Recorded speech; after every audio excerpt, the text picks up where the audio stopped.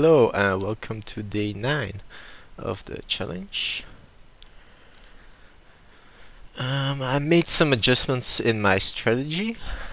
I abandoned the small tree betting because I found that people get quite stationy and bluff happy when I do tree bet small. So I'm gonna make an exploitative adjustment, which some of you will probably exploit if you're at my tables, but I don't care too much. There's only a tiny percent of the player pool that will know I'm doing this, and that is that I will be tree betting a lot bigger with my weaker range and only tree bet tiny with aces and kings, maybe queens sometimes. Ace queen here, you could tree bet, but I'm just gonna call. And another adjustment I'm making is I'm raising the minimum from all positions except for the button. It didn't make much sense to be raising pot. I found, the assumption was that you get cold called a lot, and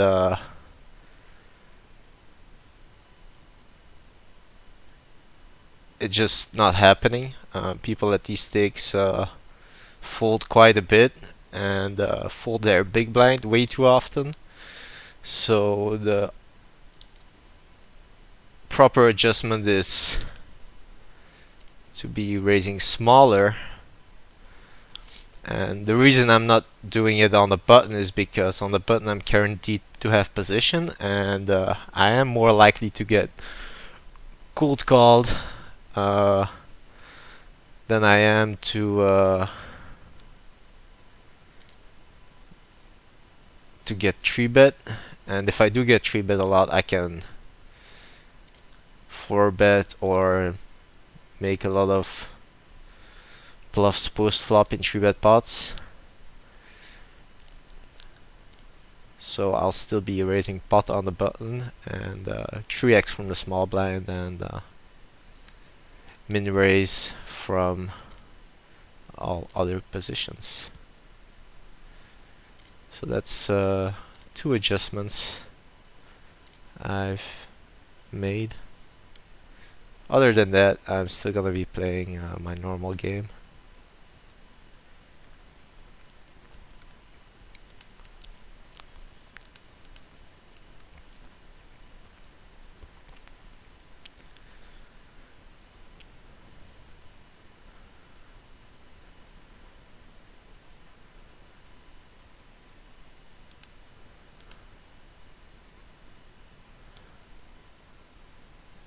I get insta pot 4-bet. I'm just gonna fold. Of course, you could have ace king, but that's the best case scenario. He's gonna have queens plus 2, and don't feel like getting it in.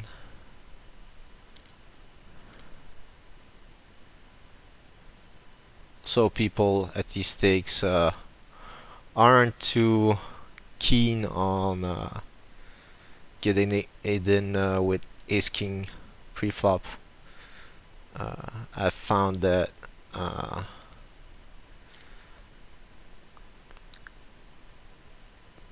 people are much more likely to just cold call a 3-bet with ace king in that specific situation than they are to snap cold 4-bet it. So you probably had aces or kings there, most likely.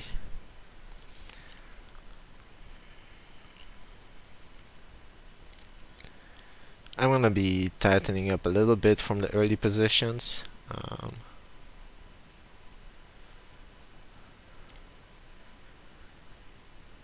Still gonna open pretty wide from the hijack, but just a bit tighter from under the gun.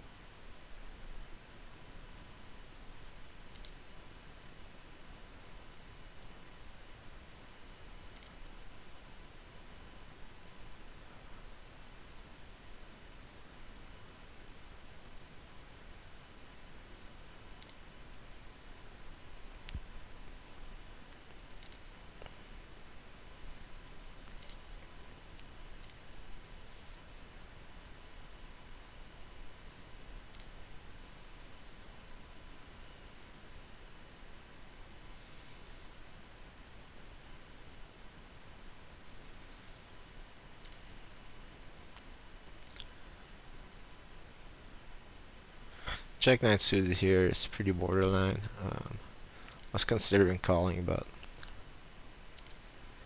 it's definitely a close spot against the hijack.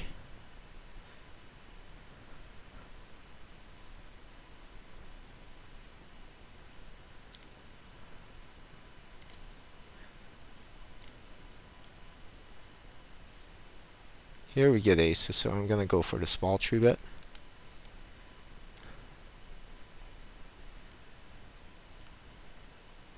There's not much else I can do but check here. And we check again.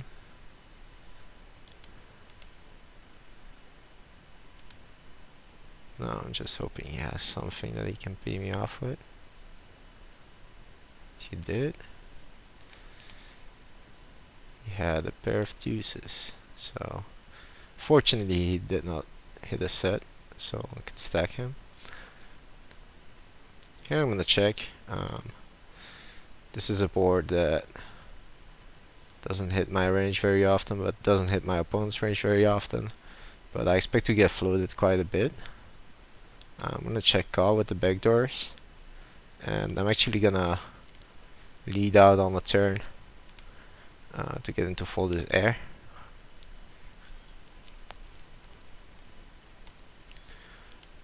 Then we're gonna 3-bet.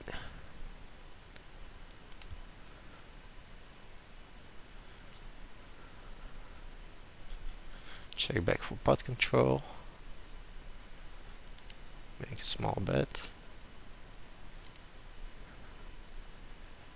And another small bet. He could have jacks, but he also could have just any 9. I mean 9-8, 9-7 suited, ace-9, pocket 8s, pocket 7s.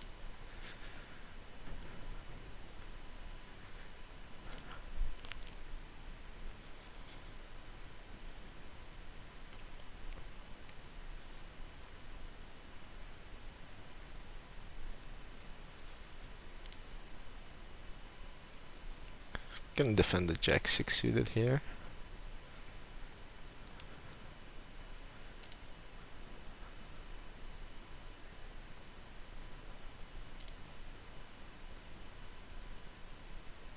I think I'm just gonna fold to a c-bet on this board.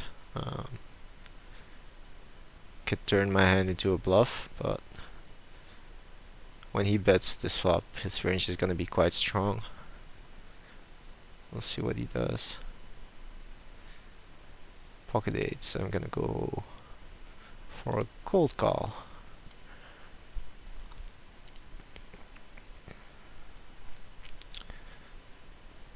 And I'm gonna straight out fold on the flop here, because probably gonna face a barrel on the turn and have to fold my hand.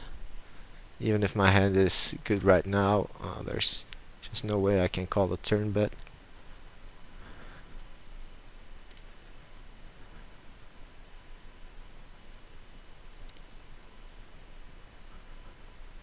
He checked, so he probably does not have a king, or he has very weak king. Now he checked again, so he doesn't have a king. He doesn't have a 10. My hand is probably good, but there's not really any value to be had by betting. So we just check it down.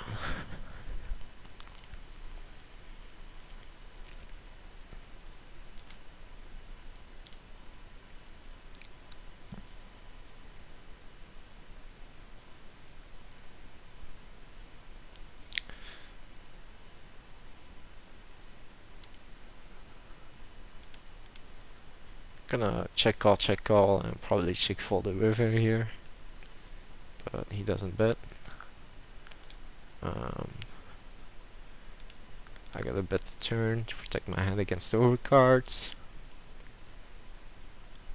The ace jack, I'm gonna check back for pot control, and he raises, so he's repping 8-9, pocket 9s, and I think I will believe this. There's not really much implied odds, because if I hit my hand, there's 4 cards to straight out there, so, and I'm out of position, so I'm just gonna fold. It's pretty rare to see people check back the flop and bluff raise the turn. especially at these stakes. Turn raises generally mean big hands, which is something you can exploit against the regulars. You can raise a lot of turns and check raise a lot of turns and expect to get a lot of full equity.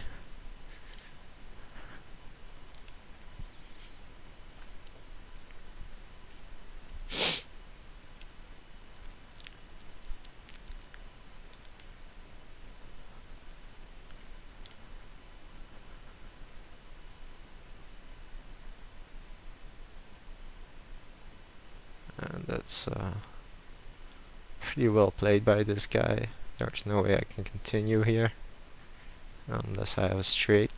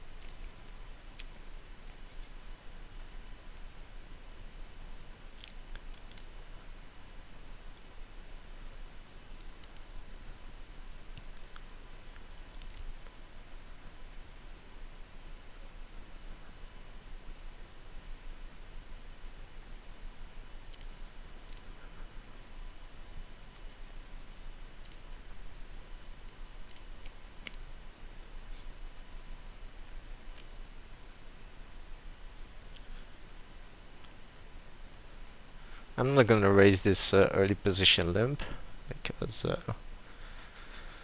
I mean he could be a fish and be limping quite wide, but he could also be a fish that's just looking to limp re-raise with his aces or kings or queens or jacks. Now that he checked, I probably have the best hand, but I don't see much reason to bet it.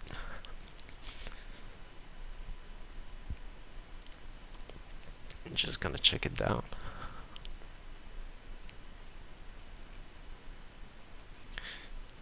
If he bets the river, I'm probably folding because I don't expect people that limp and check two streets to be people that will suddenly bluff the river. You can see what he had, and he had a7 suited. So I could take a note, but I don't really feel like taking too many notes these stakes. Gonna 3-bet here. Gonna c-bet this flop, 1/3 of the pot, because it's 3-bet pot and the stack to pot ratios. So he called. Could definitely have some flushes, 5-6. Probably two pair combinations will have raised me. And now he just insta jams, so it's pretty easy fold. I bet the turn because if he has a weak ace, he's likely to fold.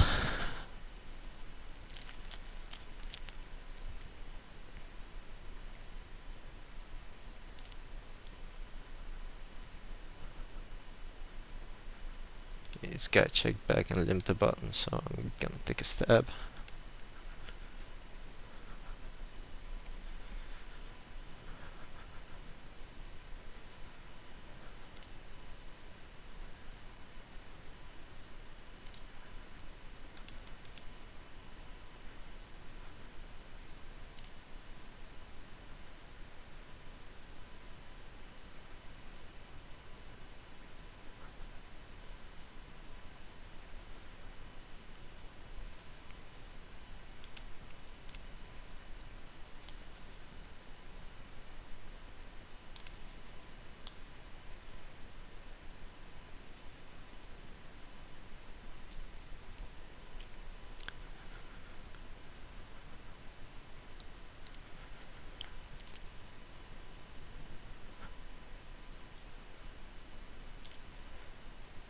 was watching Planet Earth yesterday, the second season, and there was this leopard attacking a crocodile, and it made me think about poker and about who you're trying to exploit in the Zoom pool. If you think yourself as a predator, obviously you're trying to exploit the fish too, but the fish are very rare. I mean, the regs have at least usually 2 to 4 tables open, so the ratio of regs to fish is there's way more regulars than there are fish. So the primary target should be to be exploiting the regulars. So you want to develop strategies that exploit their tendencies. I stopped the small tree betting blind versus blind because the money I get from them putting in a little bit more money pre-flop, I'm also getting by them just c-betting on the flop way too much on the dry boards. So I prefer to keep the pot small pre-flop and have a more profitable post-flop bluffing situation.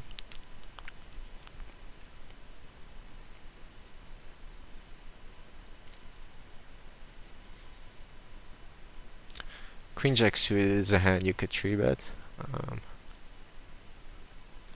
you could call too. I think I would 3-bet it if the cutoff opened, but against middle position his range is gonna be too strong. Gonna find myself dominated too often and not getting enough pre-flop folds. We get squeezed, and given that this guy called, now I have to call with the odds I'm getting. I think that's pretty standard.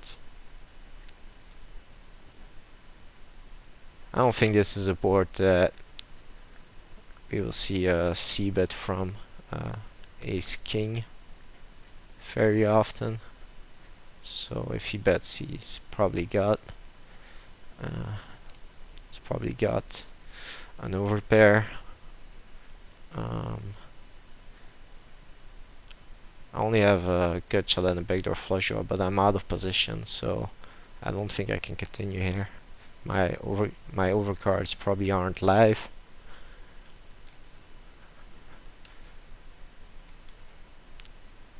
I called this turn because there's not too many kings in his range. I mean, there's obviously king jack, king 10, and king queen, but I have all the queens, so king queen is pretty unlikely. Ace king 3-bets pre-flop.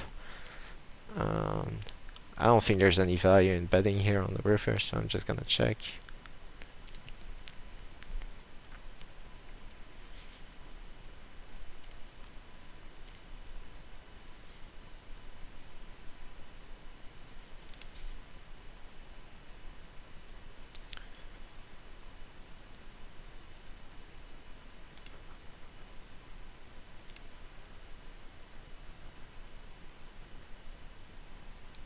Gonna call the small 3-bet here, given that this guy's gonna call too.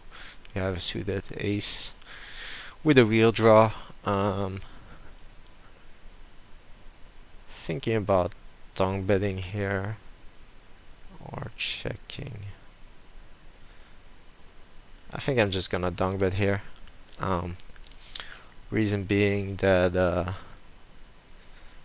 if this guy has nothing, the 3-better has nothing, he's gonna fold, and I deny him the equity to see a turn card.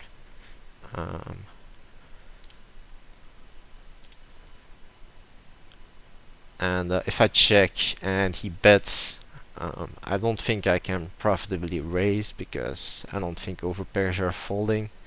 So I be forced to check call and then check the turn, which seemed less profitable than the way I did it. This guy called the flop and now check the turn. I think I can get him to fold a 6. I think if he had a 7 he would have bet the turn. I went very big because I wanted to guarantee that my opponent will fold a 6. If I bet smaller, he might talk himself into a call. Ace queen is definitely profitable hand to be 3-betting, given how wide people call blind versus blind. And we get check raised, which is very weird, because I can have ace king. So he went for it very fast. So I'm mostly putting him on a flush draw. So I'm gonna call one and see what happens.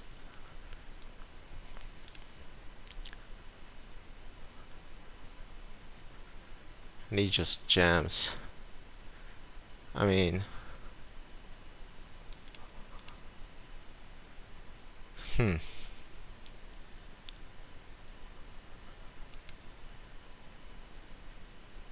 have a set of 8s or 4s. It's pretty much the only hand he's repping. He could have 5-7 of spades. Now the question is, will he bluff his flush draws? I mean, if he has like ace-7 of spades, could definitely be jamming. I don't know. I think I'm gonna look him up. This might be bad, but okay. Yeah, that was bad.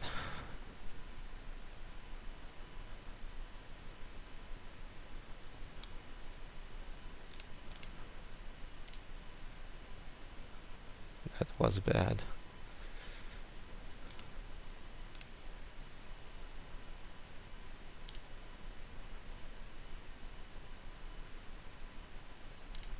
I keep forgetting that people at these stakes just don't overbet bluff.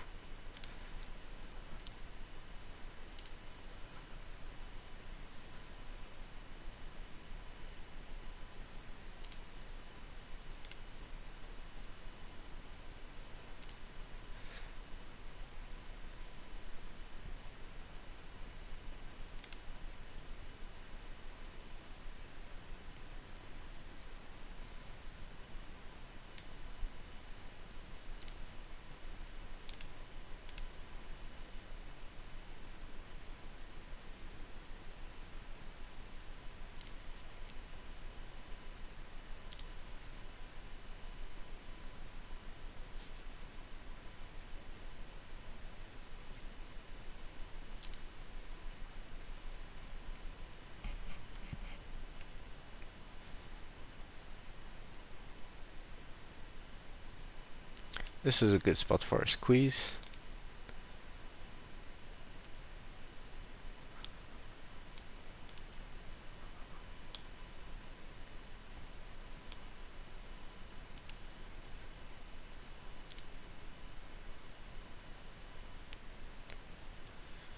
Okay, so we have an interesting spot here.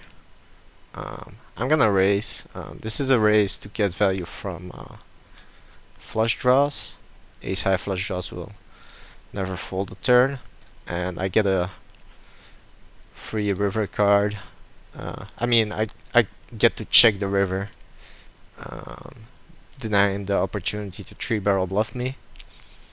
And sometimes they just fold the turn too, which is good.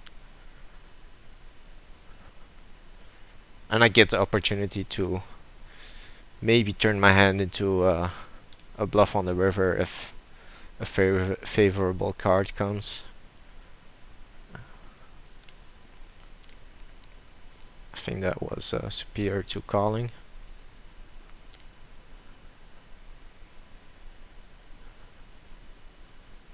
So this guy check call. I mean, I beat Queen Jack and Jack 10.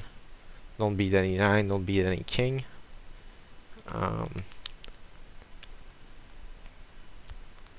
pretty tough spot getting those pot odds, but don't think people are too bluff happy in this situation, especially betting half pot, so I'm gonna give him credit.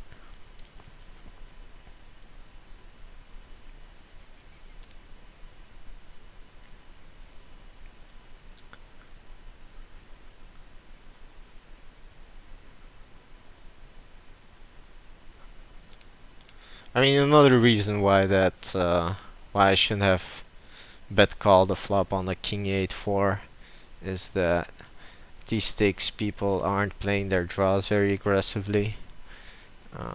They're mostly check calling, sometimes donk betting, but pretty rarely check raising, so that was a very badly played hand by me.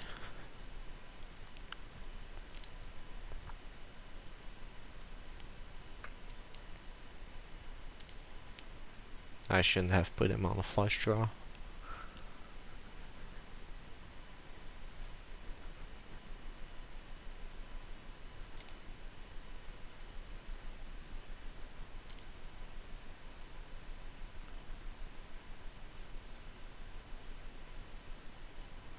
Flop a gut shot here. I'm gonna start with a call on the flop.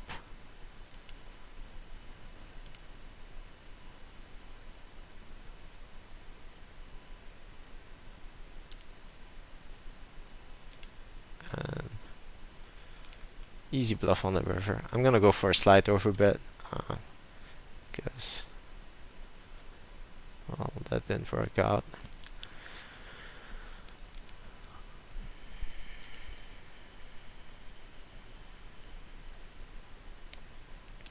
Given that he c-bet his second pair, maybe a check raise on the flop would have been better. I raise here because it's just min bet and I don't want to give him a cheap turn with whatever he has.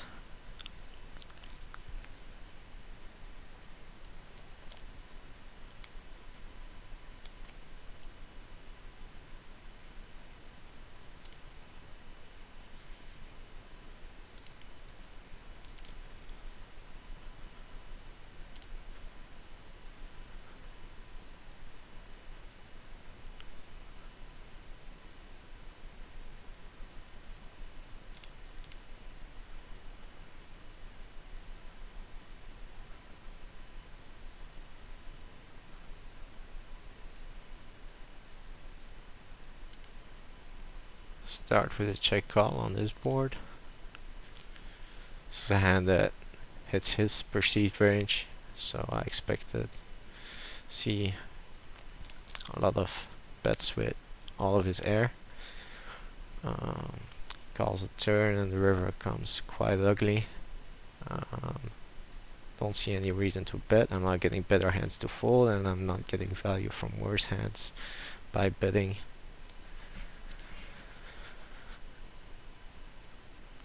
He could have pocket eights, he could have 7-8, he could even have a hand like 6-7, going for some tin value, and there's really not many bluffs in this range because I think most of the bluffs in this range would have bet the flop, so I just have to fold.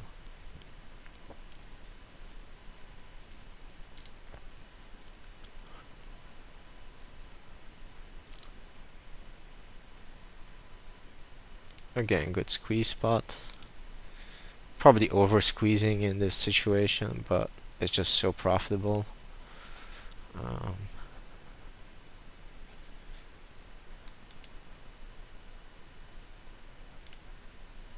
This is a good board for my range. Get 3-bet here. Gonna go for the 4-bet.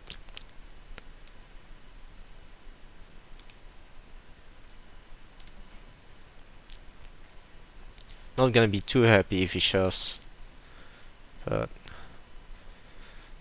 I don't see how I can fold. It's a cutoff versus button situation.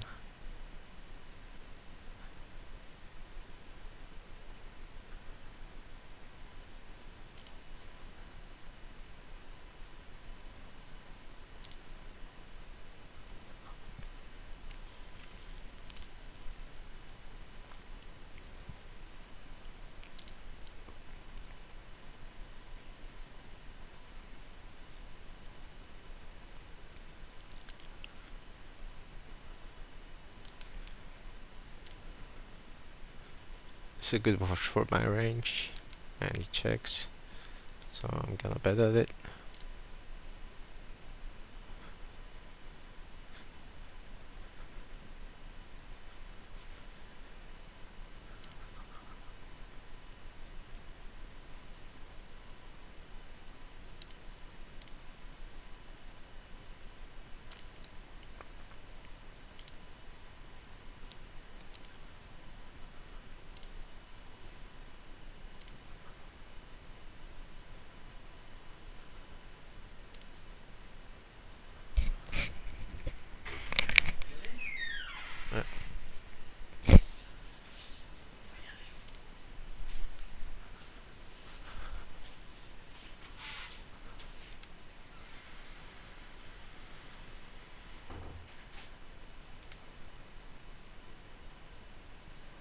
I could have 3-bet the king queen, but I felt like keeping this guy into the pot, who seems to be a fish. I'm gonna donk bet here to get value from the fish, and this guy probably isn't gonna c-bet too much against 2 players if he has nothing.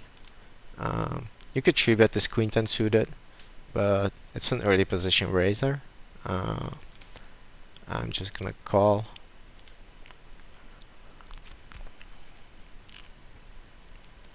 But 3-betting is certainly fine,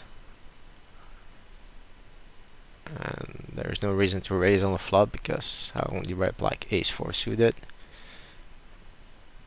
so I'm not gonna get too much credit. Checks the turn. I think I'm just gonna check back. Most of my range wants to check back, and I get my free card, and he might be slow playing something. Now that I hit my flush, definitely gonna bet 2-third spot, because if he has a hand like ace queen ace jack, I don't think he's gonna fold. We're gonna see what he ended up having, and he had king jack and did not believe I had a flush, so good check by me on the turn.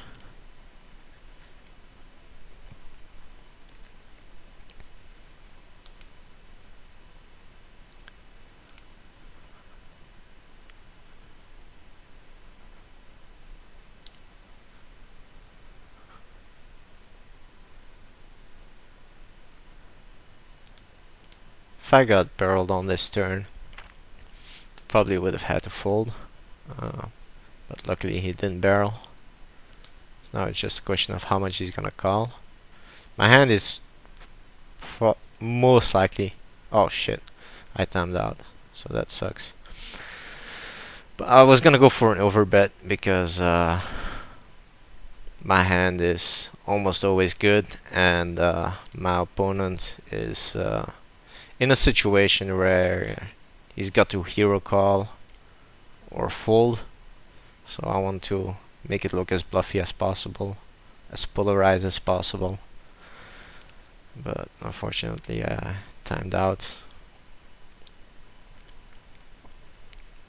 I could have 3-bet the ace 10 suited, which probably is what I should have done, but this guy is a bit short, so I mean it's fine to call. I'm gonna 3-bet here.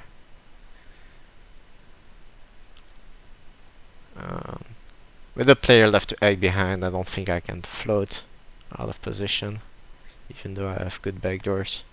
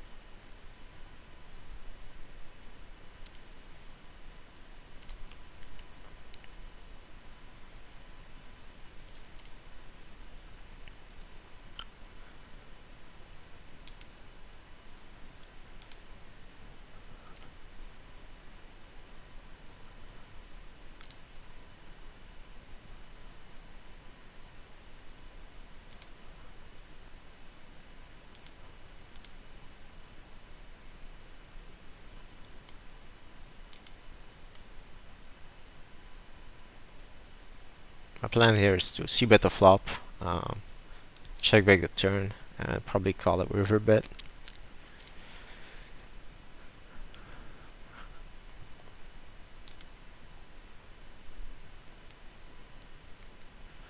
Check raising here. I have a backdoor flush and backdoor straight draw. I can rep all the 2 pairs, and it's a board that they're gonna c-bet with their entire range. So, good situation.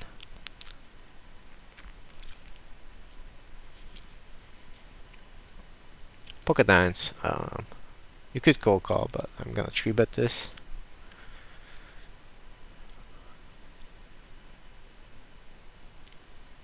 If I cold call, I'm inviting the big blind into the pot, and gonna see a 3-way out of position with a board that's very likely to have an overcard on it. So I prefer to take it down pre-flop. Gonna start with a check call here.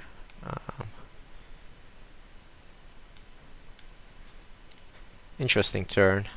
Now that he bets again, I don't think he would have bet again with just an ace. I mean, it's possible, but I think his range is very polarized in this situation towards 2 pair plus or air.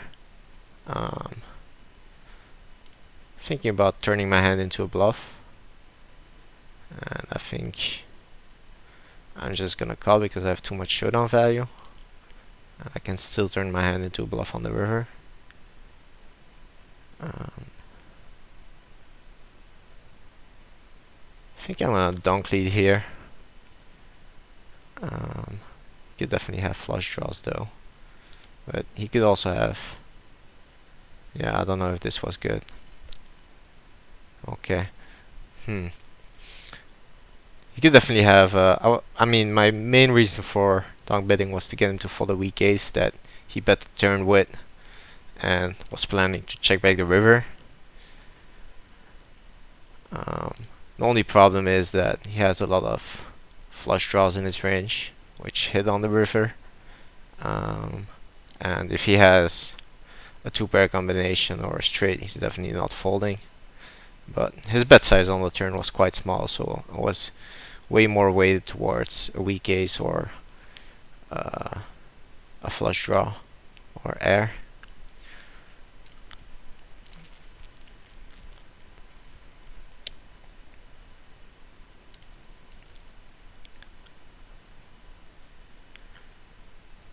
King queen, I'm gonna 3-bet.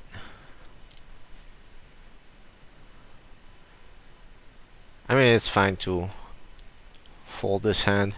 It's not a. If it was suited, you definitely shouldn't be folding, but against the middle position open, it's fine to fold this hand.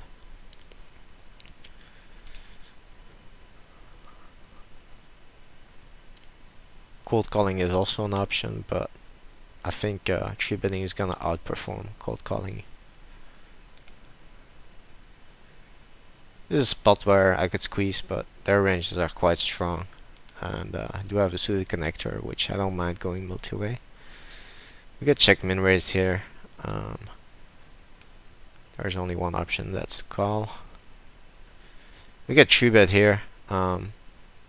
Even though we're out of position with so much money in the pot, dead money in the pot, I think it's a call. Gonna call a turn here. And this is a river where I don't expect to get bluffed down. I'm gonna peel one here. And check it. And checking down here. Not really much value in betting. He checks, so I don't expect him to have a big hand, so I'm just gonna shove him in. Expect quite a bit of folds.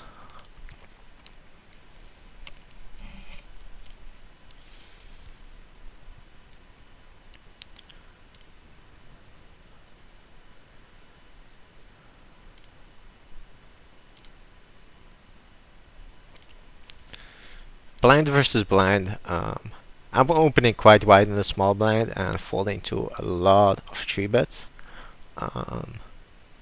In the past, I 4-bet quite a bit out of the small blind, but it doesn't have a very high success rate, and you're playing out of position.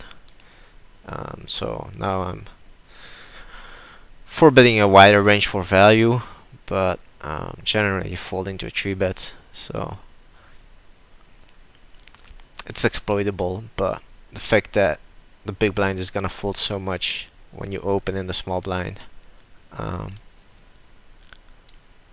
especially at these stakes and all the way up to 100 NL. I looked over at my database and I'm making money opening pretty much any 2 cards in the small blind. So we're hitting 42-minute mark. Probably gonna go on for 2 more minutes and close down the tables.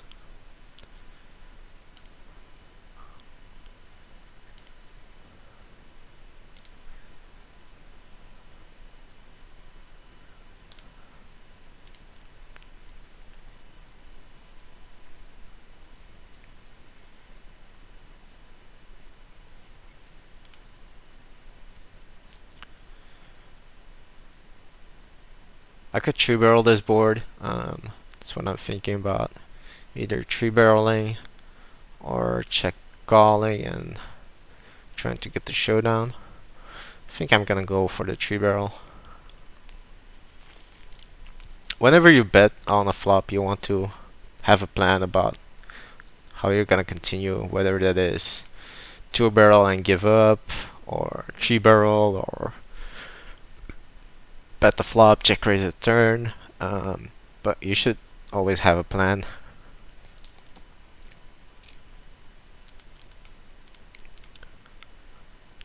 Or bet the flop, check call the turn, and decide on the river. Or check raise the flop and decide. I mean, you always have many options, which you should all consider.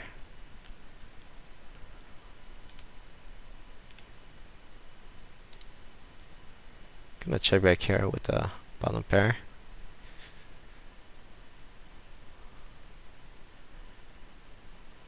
I'm gonna make a small bet to protect my hand. Don't expect too many calls. Here he checked back, so my hand is very likely to be the best hand. And we get raised. So this is pretty weird. He could have been slow playing an overpair on a flop. He could have a hand like a6 suited. Or he could have a set of trees. I don't think this is gonna be a bluff very often. Oh shit. So I'm just gonna fold.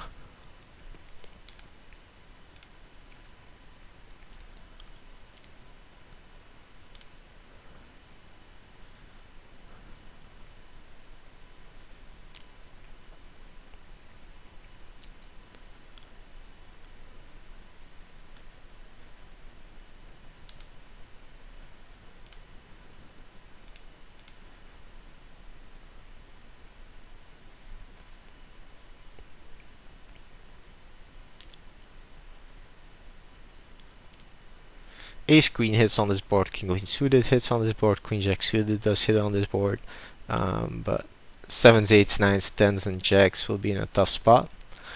I'm gonna start with a bet and 2-barrel, but we get check raised, so we have to fold our hand now. You could have slow played aces or kings pre-flop. He could be check raising us with ace queen. And I don't expect people at these stakes to be check raising very light on such a board after calling a 3-bet out of position.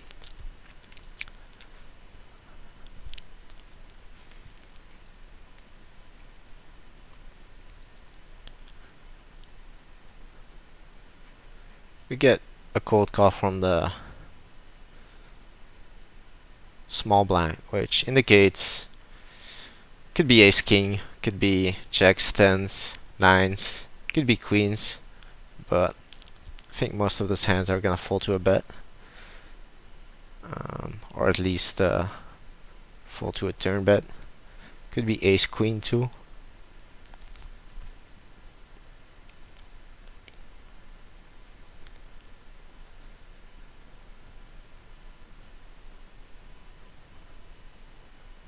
And who knows, could be something completely different, because some of these guys at these stakes are still quite fishy.